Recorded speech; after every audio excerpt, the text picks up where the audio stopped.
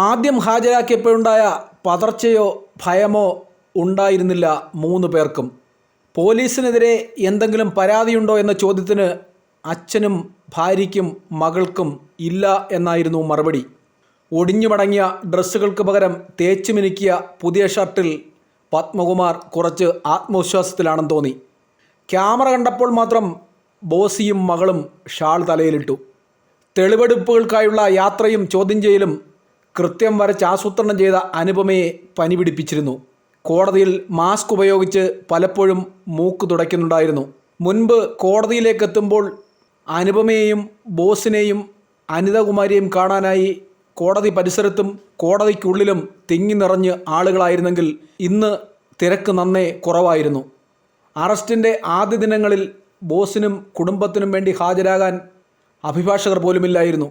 ഒടുവിൽ കോടതിയാണ് legal service authority വഴി അഭിഭാഷകരെ അനുവദിച്ച് നൽകിയത്.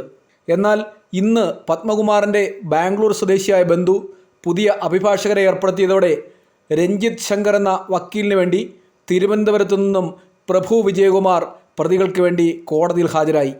ആരോടും സഹകരണമില്ലാതെ ഒറ്റപ്പെട്ട നിഗൂഢതകൾ നിറഞ്ഞ ജീവിതം അടുത്ത ബന്ധുക്കളെപ്പോലും പത്മകുമാറിൽ നിന്നും അകറ്റിയിരുന്നു. കേസുമായി ബന്ധപ്പെട്ട് ഇവർ 3 പേർ മാത്രമാണ് പ്രതികൾ എന്ന് തന്നെയാണ് ക്രൈംബ്രാഞ്ച് സംഘത്തിൻ്റെ നിലപാട്.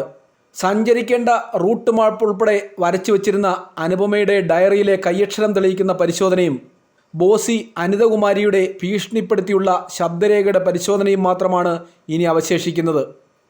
ഇതിനായി അനിതയുടെ ശബ്ദം പരിശോധനയ്ക്കായി ശേഖരിച്ചു കഴിഞ്ഞിട്ടുണ്ട്.